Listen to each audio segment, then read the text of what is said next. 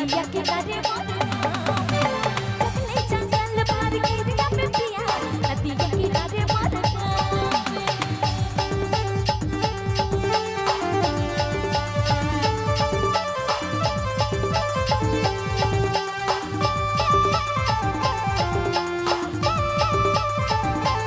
क्या बात है।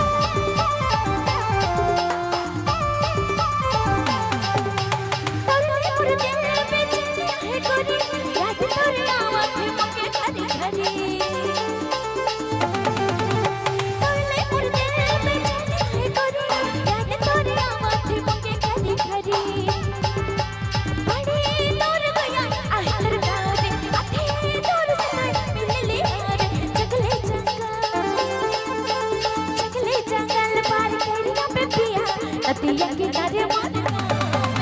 चकले जंगल पार घेरिया पे पिया नदिया के कारे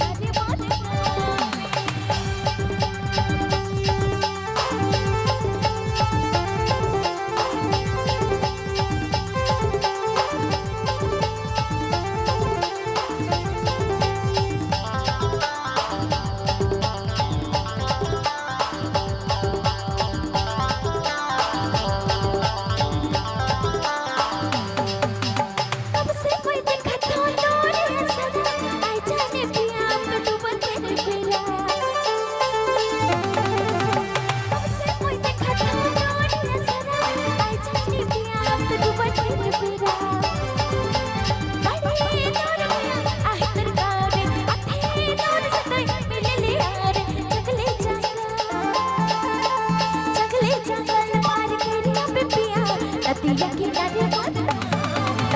चकले जंगल पार घेरिया पे पिया नदिया के कारे चकले जंगल पार घेरिया पे पिया नदिया के कारे